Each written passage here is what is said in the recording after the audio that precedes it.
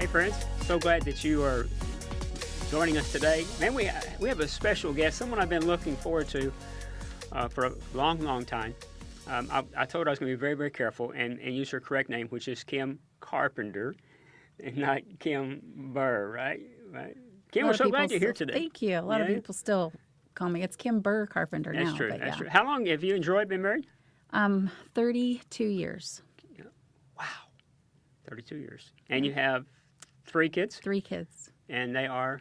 Carly, she's 27. Okay. And Cade, he's 23, and Corbin, 22. Corbin's the last one in school, finishing up with a finance degree at Texas State.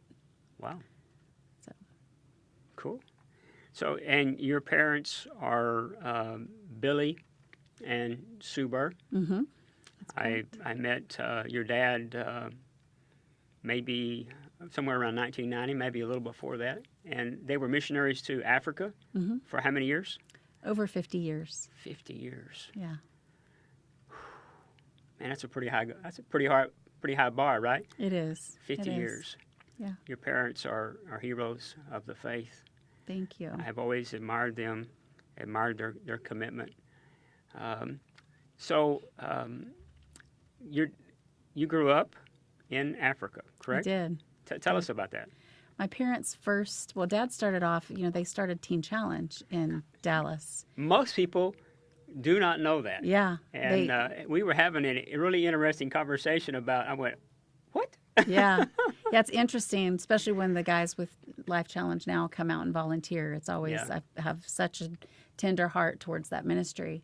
But they and Howard Foltz started that back in, I don't know when, the 60s, I guess. And when I was 6 months old, was their ministry at the time, but was 6 months old is when we went to the mission field. And so we went to Liberia. We were there till I was 3. And then from there went to language school in Switzerland. And so we were there speaking French, learning how to, for my parents to speak French. But my brother and I went to a French school. From there we went to Zaire, which is the Congo. And so we spent most of all of our years growing up there in Kinshasa. What's the primary language in Zaire? Well, there's so many different dialects, but where we were primarily French and Lingala. Okay. So somebody's watching today in French. Why don't you greet them? Bonjour, je suis contente que je suis ici. And you said? I just said, hello, I'm glad that I'm here today. It still comes in handy every now and then. We'll have groups that will come to Lakeview that they're Africans that are here in the States, and the front desk will say I'm not understanding them. And sometimes I'll feel my way. If they speak French, then we're good. If it's Swahili, I'm a little off on that. Just a few words I can remember from that. But anyways, it's always good to have the different cultures that come. We did one of the things that we started as a result of the pandemic was church in the community. Mm-hmm. And like yourself, Teen Challenge, I have a dear spot in my heart because of Paul.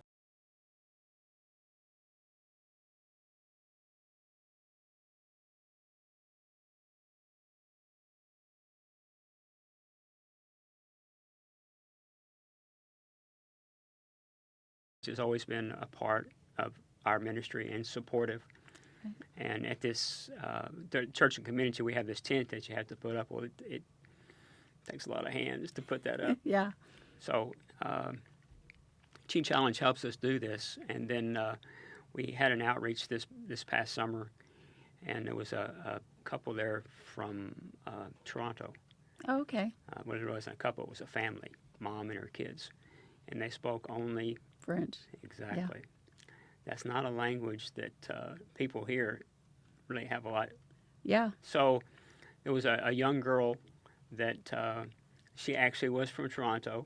Didn't even know why she was there that day. She came and volunteered that day. Wow. And we could not have connected with that family whatsoever had she not. Oh, absolutely. Yeah, she did.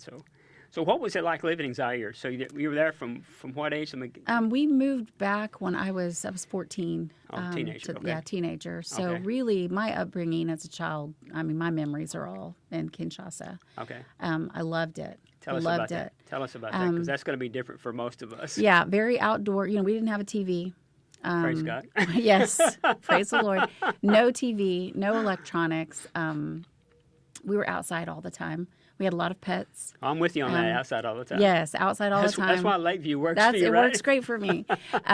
We had rainy season and dry season. So there was, you know, an abundance of avocados, fruit. I mean, I just grew up, you know, banana trees right outside my bedroom. All of that on our property, which was just tropical, wonderful. Became very familiar with, you know, I had a big fear of snakes because the snakes that were around us were usually aggressive snakes. And so every snake was a bad snake to me. But lots of pets, you know, we had a lot of pets. We had a lot of, one thing growing up, we had a lot of nationals that worked with us. If you weren't employing them or helping, then you weren't helping them. Are you really here to serve us? You know, when you're not, you know, the way they looked at it here, it's funny because coming to the States, if you were to hire someone to work in your home to help cook and clean, it was viewed very differently than growing up. That was the norm. You had people in the home helping you often, but that was helping them too. It was providing a job for them. So if you had someone there that wasn't doing that, they viewed you differently, like you're not here to support us. So they became family to us. I would come in from school and, you know, my favorite thing growing up was plantain, you know, the bananas that are cooked and fried. And our guy that worked in the house, every day when I would come in from school, there was fresh cooked plantain for me because he knew I loved it. But we still have conversations about the guys and the ladies that worked with us and the memories we have. They were just great people and got very connected. And then Dad also had several Bible classes that he would teach on our home property. So, I mean, it was just a life that I would have no regrets, and I loved it. When we moved to the States, it was quite a challenge for me. I thought we were going to be here about a year and return.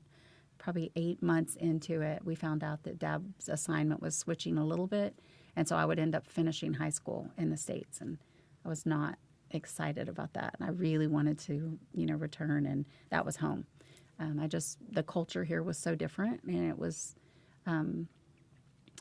what I was into and what was a priority to me was very different. The kids were very starting to get their driver's license. Everybody, it was about, you know, famous people who was in this movie, who was in that movie. I didn't know any actors. I didn't know any actresses. So have you been lost this week in who's the girl that Kelsey is dating, the famous singer? I don't even know. You mean Taylor Swift? Of course. Yes. How could I know that?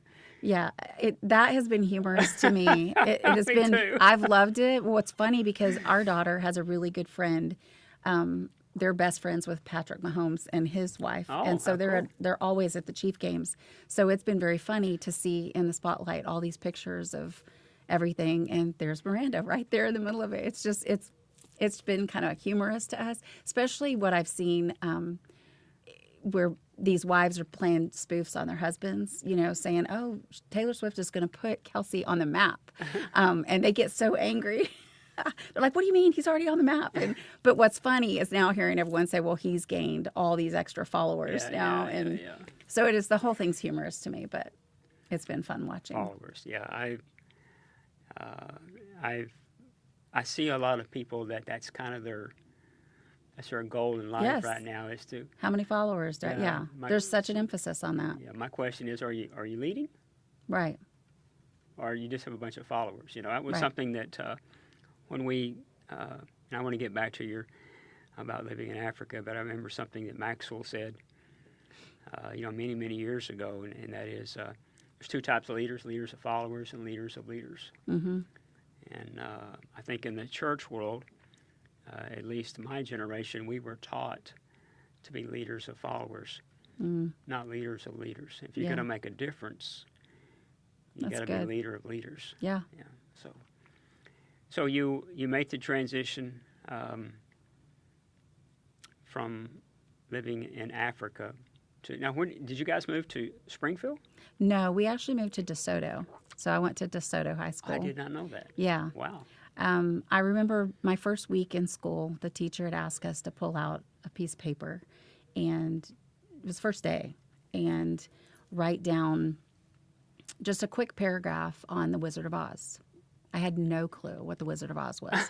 And who doesn't know that? Growing up in the States, everybody, that's an easy pick. Right. I did not have a clue, and I kept thinking, what Wizard of Oz, what could that be about? And I thought, well, instead of trying to fake my way through it, I just wrote, unfortunately, I don't have any idea what the Wizard of Oz is. I didn't know if it was like a person, a character, movie. I mean, I didn't have a clue. So I just wrote that I was new to the States and I'd grown up overseas and had never experienced the Wizard of Oz. So, of course, she asked someone, she random picked someone to stand and read their paragraph, and my heart starts pounding.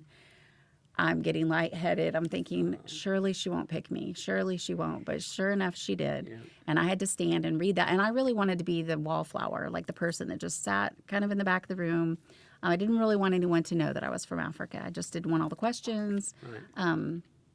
That is one thing on itineration that we had learned. My brother and I would, that we'd go to different churches. Every Sunday was a different church. A lot of times even Sunday morning, Sunday night would be 2 different churches, and Wednesday. And often they would say, well, we're going to have the missionary kids. They pulled all the kids together, kids and youth, and they put Brian and I on the stage and let the kids ask us questions. And while it sounded great, for us, we would get the same typical questions of, did you live in a mud hut? And did you see tigers and, elephants? And I remember, it's funny because the particular church involved loved the pastor. We're friends with them today, but at the time, of course, I was, 14 years old, and we went in and the kids were all laughing. Like the whole group was just laughing. Something had happened, and we walked in, and I was very uncomfortable because I didn't know anyone. And so I stayed real close to my brother, and what it was is there was a chair that was broken, and they kept putting it out, and where someone would sit and the chair would collapse. Well, they put it out, and I sat in that chair. And so I collapsed. It's hilarious today, but everyone's laughing, So at the moment, I was just like, oh, this is just could not be worse. So I leaned over to my brother, and I told him in French, I said, I'm going to lie about every question. Every question they ask us today, I'm going to lie. I'm going to, So Brian went along with it, and they asked if we lived in mud huts. And they're like, oh, yeah, we rode elephants. I don't know what all we said, but we weren't very honest. That's probably terrible, but it's our humor looking back, with this youth group. We probably 2 or 3 things they asked us, and we just fabricated it, thinking it was humorous, because I had fallen and I didn't want to go up on stage. I wanted to leave at that point, but the way we spun it around is we thought, well, we'll have fun with this. We'll just exaggerate our life in Africa. So I have been on the itineration road for a lot of years, and it has made me very sensitive to children who travel with their parents. Yeah, because nobody knows you every week, right? And so whenever I seek those kids out, whether I'm visiting at their church or they're visiting at our church, and make sure that I do my best to bless them. That's somehow, so sweet, yeah. Somehow, some way. Because particularly, there's always that small group of people that they walk into a room and they go, here I am. Oh, yeah, and they're comfortable with that, yeah. But that's not most people. Most of us are no different than you. Yeah. They're not comfortable. What do they think of me? Yeah. I don't even and even though I grew up here in the States, but what I do is a whole lot different than what most people. And so I know walking into this, doesn't matter what I say, they're not going to get it, right. And they're not going to understand. So itineration, to me, is the most difficult thing. It is. That you ask of a missionary, and it's even gotten more difficult because, as you mentioned, like when your dad started, when we started, you had Sunday school class first off. Right. We had Sunday school classes that sponsored us every month, and were quite generous. Right. Plus, in the beauty of the Sunday school classes, you have a small group, and the chances of you getting to build a relationship with somebody, it was pretty good. Right. And they would remember you once you had left. And then you had Sunday morning, Sunday night, and Wednesday night. So there were a lot of opportunities to make connections, whereas now 10-minute window on Sunday morning. Right. So if there's some missionaries that are I believe the Lord is going to have them tune in. They're going to hear this, or they're going to watch this today. What would you say to encourage them today? It's interesting because my brother, when COVID hit, they were here in the States, and so they were unable to go back. And then my sister-in-law ran into some medical issues, and it really prolonged their return to Africa. And they ended up being here for about 3 years. And we should probably back up. I didn't cover that earlier. Your brother Brian is now a missionary to Africa. Right. They live in Kenya. Okay. And so when they were here, they ended up locking into a church in Waxahachie with Carl and Cindy Richard, and that they got so connected.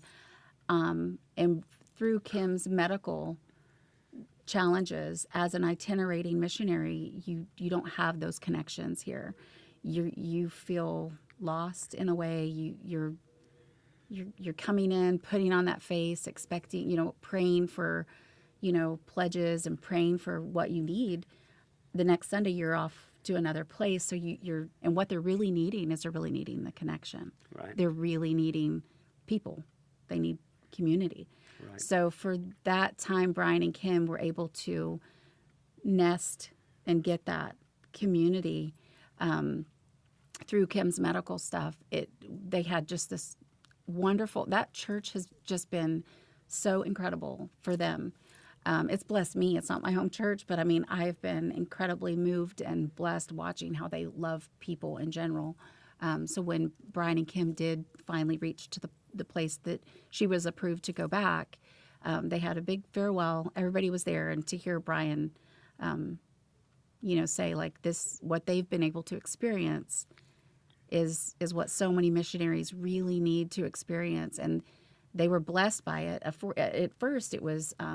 Wow, this is awful. We have a medical condition and we can't return. But what they really needed was community, and that's not something that any missionary that comes home to itinerate really ever gets. So to hear him share that, it was pretty powerful that while they were here, the community and those relationships that really got to root have been so impactful for them, even on their return. And then they weren't even back a few weeks, and my brother had to fly home for spinal surgery. So they just left this past Saturday. So they've been home for about a month. They were in the States. He flew in, went straight to San Diego, and Greg Mundus did the surgery, and which is another fellow MK, which is crazy. How God, that's a whole story in itself. But again, that church just embraced them. They were the ones that picked him up at the airport. They're the ones that, took him back to the airport. They just were, the whole time they were here, taking care of them. And it was such a blessing. And to hear Brian say, what missionaries really need is that community. So for those missionaries that are here itinerating or coming home to itinerate, I think the best thing is if there is community, especially for their youth, to find a home church close by where their kids can get involved in, whether it's small group that might not be on a Sunday morning. It's so important for those kids to be able to root and connect. Maybe visit with a local, what you might call your home church that's close by. Maybe set up a time with the youth pastor and let them know, like, we're going to be here. We need our kids to get involved. What's the best way? What's the best home group for them? But I think for youth especially, it's critical because they're coming home to a completely different USA than what they left. Things have drastically changed in the last 2 years. So I think small group, connecting, and having some adults in their life that are not parents is critical for MKs coming home. I have so many aunts and uncles that are still aunt and uncle, will always be aunt and uncle, but a voice of reason when, not every teenager, no matter how close they are to their parents, having another adult in their life is a big voice that, you can hear it from parents, but you're not going to listen as a teenager always. But hearing it from that secondary adult is pretty powerful. Yeah, I've known Carl for a long, long time. I did not know about this story. So, Carl, you probably watch this today, brother. Thank you. Thank you for raising the bar up. Yeah, they've been spectacular. This could be an example to other churches if they would find a missionary or missionaries and be family for them. Yeah. I would say coming home at age 14, there were 2 pastors I knew. I knew Durwood Dubose. My hero. Go ahead. And I knew Clinton Van Zandt. Clinton Van Zandt was a pastor out of Ohio where my mom had grown up, and they were very close. And then I knew a sweet lady. I don't know if you remember Mountain Mover magazines back in the day. Yeah. The district, I guess each district put one out, or maybe they came from headquarters. I'm not sure. I think so, yeah. But the sweet prayer warrior out of a church in Minneapolis, Minnesota, would go through and every month get the magazine, and she would put her finger on each missionary's face and pray for them on their birthday. So she was going through doing that, and when she put her hand on my dad's picture, she said she felt the Lord speak to her and say, "This is your son in my name. You're to pray for him daily." So at Christmas, different times we would get a package from Maxine Sowers. We had no idea who she was. And she wrote a letter and told us that God spoke to me. I always pray for the missionaries, but on a specific day. There are so many stories from my life growing up where my dad was caught in a civil unrest situation in Kinshasa where he almost got killed. And she sent us a letter and was woken up at 3 a.m. in the morning when God spoke to her and said, his life is on the line. So she said she just prayed until God gave her a release, which was hours and hours of just interceding and praying. Paula Flower, which was a missionary too, same thing. She was in the States, woke up at the same time. God had given her vision.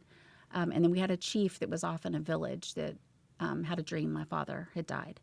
So those 3 people all at the same time, and it was right when this was all happening. So as a kid growing up, when you have those encounters, you know that prayer is real. You know that you can't really deny those. And Maxine sent I tell this story often, but it's so powerful. I was 7 or 8, and we had a Sears catalog that was very worn because we would just look through that and daydream. And I know my mom struggled with at Christmas and birthdays. She couldn't just go buy, something we might want because they didn't have stores like that there. And but I remember looking through the Sears catalog, and the only thing I wanted was these red, white, and blue knee socks. Most kids are, that's all I wanted. And my mom knew she wasn't going to be able to get me these red, white, and blue knee socks. Well, this Christmas package came, and it was from Maxine. We'd never met her. This was, I think, the first package that she had ever sent. We didn't know who she was. And my package was red, white, blue knee socks. So obviously God pointed that out to her. But those moments happened throughout my whole life. So I don't know. I mean, I can't deny. I mean, that experience growing up, I wouldn't trade the days in Africa for anything. I think we move so fast in the States that had I been raised in the States, some of those moments I know would have been skipped. I just everybody's so busy. Everybody's so their focus is all over the place, and those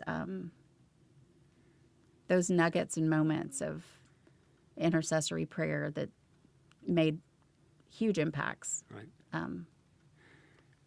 Anyways. Each week, Kim, we first off, I really, really appreciate you sharing your heart. The Hibbards, when I was at the Lighthouse, had a whole different perspective on missions, and it was all about relationships. Yeah. They knew their missionaries. They would go overseas and see what they're doing firsthand. Right. and then they would they made missionaries come alive to our church, Right. so that we knew that this wasn't just somebody on the wall. Right. It's just somebody that we knew. Right. And we knew who they were doing. And each week we try to give people a verse, a nugget they can work with. And in Mark chapter 16:15, which you know this well, it says, "Go into all the world, preach the good news to everyone." You and your family have done that. Thank you. And God has blessed you for that. Amen. Amen. Your life has changed now. Yeah. You married Roy. Yeah. Not a dull moment. Yeah, No. Troy needed you. And you guys are over the campgrounds at Lakeview Camp, and I guess it's actually a Waxahachie address, but it's right outside of Maypearl. Right. You've seen the impact of that camp has on our kids' lives. Tell us from your perspective, what does summer camp mean to our kids? Oh, my goodness. First off, it's usually the very first camp that rolls in. And for our staff, when we hear, hey, the buses are coming, everybody comes outside. The look on their faces, the kids. I know one of the staff members had said, a lot of these kids, they really put it in perspective because a lot of them come from just concrete. They just see buildings, concrete. They don't get the country. They don't understand, that environment that we have there at Lakeview. It's just so peaceful and it's quiet, and quiet makes them nervous. Sometimes they're not, they like the hustle, the bustle, Like the and noise. City noise. So to me, I relate a little bit to that. And when I see the faces come in, they are so excited, and there's so much about them that honestly reminds me a little bit of being overseas. They don't complain. And I can say this respectfully because we deal with so many groups. We have groups that will come in, and maybe there's 200 that are coming in, but 60 of them have all kinds of special food requests and allergies and this and that. Metro comes in, not a thing. They're there it's like you don't have one kid saying, well, I can't eat that. I'm this, I'm that, Metro is easy. They come in, they are just ecstatic to be there. And the kids are so grateful. They are thankful for anything and everything. They want to try it all. I'll never forget the one little boy that all day, every day was trying to conquer his fear at the zip line. I think you might have been out there. And he would just hang on and just get ready to go. And I bet he was out there almost an hour. And he would start to go, and then he would come back, and everybody was cheering him on and cheering him on. And I think Droy recently wrote an article about this little boy. Right when everybody was walking away and going up the hill, this kid was still there with one leader that had been so patient. And he finally got the courage. And our whole staff was down there just, screaming. And everybody on the hill, the kids that were walking away, heard our staff and our lifeguards cheering. So all those kids turned around. And when he came up out of the water, everybody was on the banks and everywhere just cheering him on. I think the life change that happens that week is unmatched. I mean, they're coming from such a different environment. Right. And our staff knows that. And I think there's such a soft spot for those Metro kids.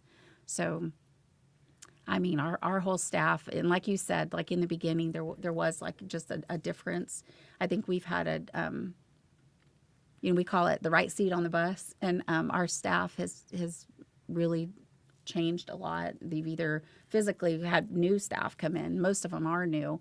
But over the last, we've been there 10 years, and just watching our staff absolutely loves.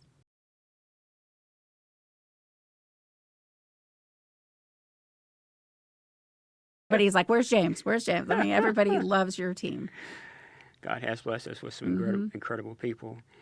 Maypearl, I can't, wish we had more time to talk about the camp component. Our kids, and one of our kids was on the podcast a few weeks ago, and she said what I have said many times: our kids think that Maypearl is heaven. Aww. Our kids think that we own Maypearl. Wow. You know, I think Barbara and I lived at Maypearl, you know, going, Yeah. no.